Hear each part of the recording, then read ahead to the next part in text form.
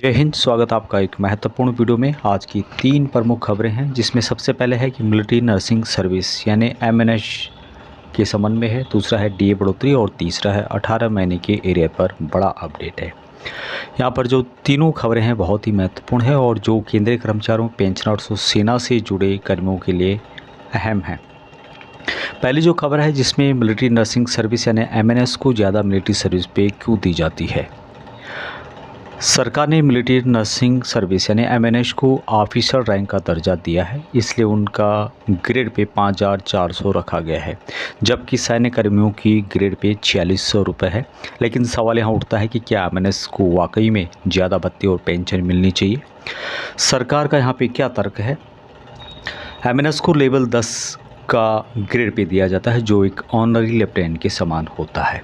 दूसरा है उनकी सैलरी, पेंशन और भत्ते अन्य सैन्य कर्मियों की तुलना में अधिक हैं। तीसरा है कि सरकार मानती है कि एमएनएस का कार्य भी महत्वपूर्ण है, इसलिए उन्हें यह लाभ मिलना चाहिए। अभी वास्तविकता क्या कहती है। एमएनएस को मिलिट्री सर्विस पे यानी एमएसपी के रूप में 10,400 रुपये से लेकर के 10,800 रुपये तक मिलते हैं। हालांकि यदि जोखिम फैक्टर देखा जाए तो एमएनएस को उतना रिस्क नहीं होता है जितना कि अन्य सैन्य कर्मियों जीसीओआर को होता है। इसलिए कई लोग मानते हैं कि एमएनएस को 4600 ग्रेड पे मिलना चाहिए और एमएसपी को कम किया जाना चाहिए। दूसरी खबर है कि सरकार डीए को 55% करने वाली है, कितना फ़ायदा मिलेगा। हाल ही में कुछ अखबारों में यह खबरें आ रही थी कि सरकार महंगाई भत्ते यानी डीए को 55% करने जा रही है। 2% डीए में जो बढ़ोतरी होती है उससे कितना फ़ायदा होगा। यदि डीए में 2% की बढ़ोतरी यानी 53% से लेकर के 55% होता है तो इसका सीधा फ़ायदा केंद्रीय कर्मचारियों और पेंशनर्स को मिलेगा। 3 महीने का एरियर लगभग 12,155 रुपये से लेकर 13,166 रुपये तक बन सकता है। हालांकि महंगाई जो बढ़ोतरी हो रही है उसके हिसाब से या उसकी तुलना में यहाँ बहुत ही कम है। क्या सिर्फ 2% डीए बढ़ने से खुश होना सही है। महंगाई दर तेज़ी से बढ़ रही है, लेकिन सरकार डीए में सिर्फ 2% की बढ़ोतरी कर रही है। ऐसे में यहाँ सवाल उठता है कि क्या यहाँ बढ़ोतरी पर्याप्त है। तीसरी जो खबर है, क्या 18 महीने का डीए एरियर मिलेगा। एचआर ब्रेकिंग न्यूज़ की रिपोर्ट में दावा किया गया है कि 1.15 करोड़ कर्मचारियों और पेंशनर्स को 18 महीने का एरियर मिलेगा, तो वह भी 3 किस्तों में मिलेगा। सच्चाई क्या है। सरकार ने संसद में साफ इनकार कर दिया है कि 18 महीने का एरियर नहीं दिया जाएगा।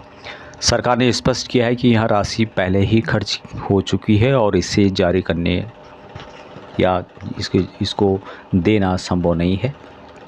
सोशल मीडिया पर चल रही खबरें अफवाह है, जिस पर भरोसा नहीं किया जाना चाहिए। क्या सरकार को 18 महीने का डीए एरियर देना चाहिए।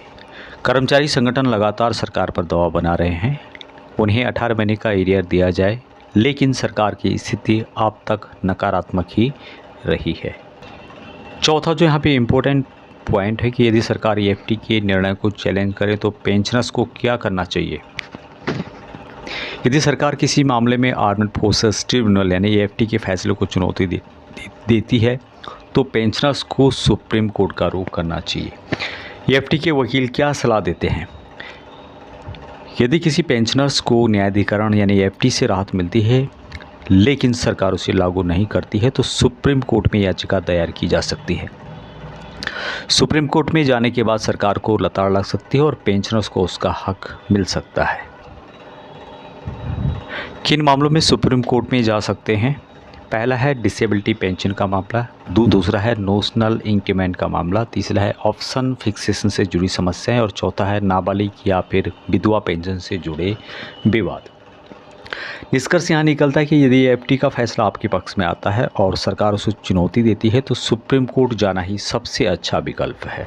अब यहाँ पर निष्कर्ष में कहा गया है कि सरकार का निर्णय सही है या गलत है। पहला यहाँ पर मुद्दा बताया गया है, सरकार का निर्णय क्या है और सही है या गलत है। एमएनएस को ज़्यादा सैलरी और पेंशन, तो इस पर सरकार ने कहा है कि एमएनएस को अधिकारी रैंक का दर्जा दिया गया है और यहाँ एक विवादित है, रिस्क फैक्टर यहाँ पर कम है। डीए बढ़ोतरी सरकार 53 से बढ़ा करके 55% किया जाएगा, सरकार का ऐसा निर्णय है। तो यहाँ पर जो बढ़ोतरी हुई है कम हुई है, महंगाई के हिसाब से बढ़ोतरी कम हुई है। 18 महीने का डीए एरियर सरकार ने साफ इनकार कर दिया है। नकारात्मक है, कर्मचारियों को नुकसान इससे होगा। एफटी के फैसलों को यहाँ पर चैलेंज करना, तो यहाँ पर सरकार का निर्णय है कि सरकार सुप्रीम कोर्ट जाती है। गलत है, यहाँ पर पेंशनर्स को परेशान किया जाता है।